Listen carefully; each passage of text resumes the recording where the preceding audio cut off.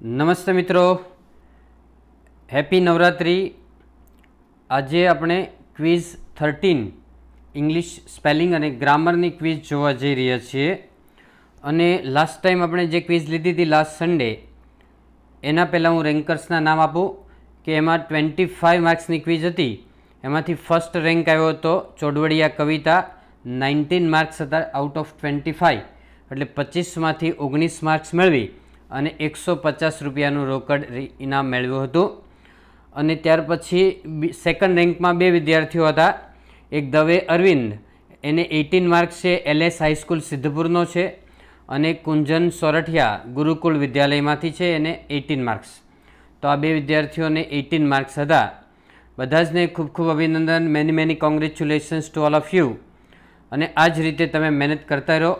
Every Sunday 1 PM spelling અને ગ્રામરની quiz રજૂ થાય છે, અને લાસ્ટ સન્ડે હોય ત્યારે જીકેની ક્વિઝ રજૂ થાય। તમારા આન્સર 24 અવર્સની અંદર મને મોકલી દેવાના। મંડે 1 વાગ્યા પછી હું ચેક કરીશ અને એના પછીના આન્સર કન્સિડર ગણાશે નહીં। અને જેનો ફર્સ્ટ રેન્ક આવે એને 150 રૂપીઝ કેશ પ્રાઇઝ મળે। અને મને તમારા આન્સર છે વોટ્સએપ નંબર 9426863516 ઉપર 24 કલાકમાં મોકલી દેવાના છે, અને એના પૈસા જે જીતે એને એકાઉન્ટમાં મોબાઈલથી ટ્રાન્સફર કરવામાં આવશે। Okay friends, so let's gate started. આજની ક્વિઝ છે ગ્રામરને લગતી છે, ફંક્શનને લગતી છે। જુઓ કે ફર્સ્ટ બ્લેન્ક છે કે અબ્દુલ ચાચા is an old man dash can make beautiful kites, બરાબર। ડેશ અથવા બ્લેન્ક બોલું તો એનો મિનિંગ ખાલી જગ્યા એમ સમજજો કે અબ્દુલ ચાચા એક વૃદ્ધ માણસ છે કે જે સુંદર પતંગ બનાવી શકે છે। Finish your homework dash you go to play cricket, એટલે ક્રિકેટ રમવા જતાં પહેલાં તમારું હોમવર્ક પૂર્ણ કરો। This is a highway you dash obey the traffic rule, આ હાઈવે છે, તમારે ટ્રાફિકના નિયમનું પાલન કરવું જ જોઈએ। We could not go out dash the rain stop, જ્યાં સુધી વરસાદ અટક્યો નહીં ત્યાં સુધી અમે બહાર જઈ શક્યા નહીં હતા। નાઇધર હેતલ ડેશ શ્વેતલ કમ અર્લી, હેતલ અથવા શ્વેતલ બેમાંથી એક પણ વહેલા આવતા નથી, આવ્યા નહીં હતા। નંબર 6 છે I am in standard 10th dash hours have I to study, Janakbhai કે હું 10મા ધોરણમાં છું, જનકભાઈ મારે કેટલા કલાક અભ્યાસ કરવો જોઈએ। નંબર 7 છે in this boy school everybody should do this work dash, આ બોય સ્કૂલની અંદર દરેક વ્યક્તિએ પોતાનું કામ પોતાની જાતે કરવું પડે છે, બરાબર। Do you have dash book which can એનરીચ my knowledge, તમારી પાસે એવું કોઈ પુસ્તક છે કે જે મારું જ્ઞાન છે એ સમૃદ્ધ બનાવી શકે, એટલે સુધારી શકે, ઇમ્પ્રૂવ કરી શકે।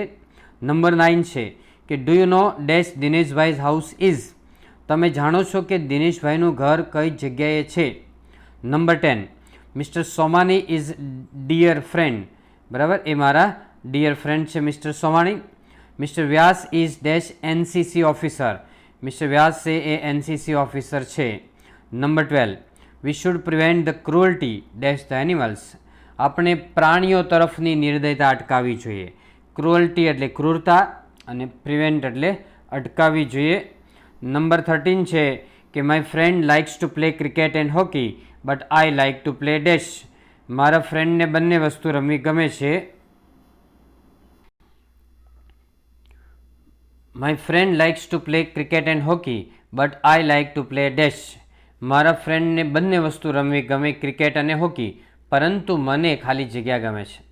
ચાર્લ્સ ડિકન્સ વોઝ બ્રોટ ડેશ મર્સિલેસલી, એટલે ચાર્લ્સ ડિકન્સનો ઉછેર નિર્દયતાપૂર્વક, કરુણતાપૂર્વક થયો હતો, ઉછેર કરો। The students of English medium schools must be good English, English medium સ્કૂલના વિદ્યાર્થીઓ ઇંગ્લિશમાં સારા હોવા જ જોઈએ। Dash handicap must not be ashamed of his physical defect, એટલે ખામીવાળા લોકો છે એમણે શારીરિક ખામીથી શરમાવવું ન જોઈએ, બરાબર, હેન્ડીકેપ એટલે ખામીવાળા। What dash you like to have sir cold drink or hot drink, સાહેબ તમને કોલ્ડ ડ્રિંક અથવા હોટ ડ્રિંક બેમાંથી શું લેવું ગમે। ઓકે, આગળ જો number 18 dash of the persons was ready to accept the free gift, દરેક વ્યક્તિ છે ફ્રી ગિફ્ટ સ્વીકારવા માટે તૈયાર હતા।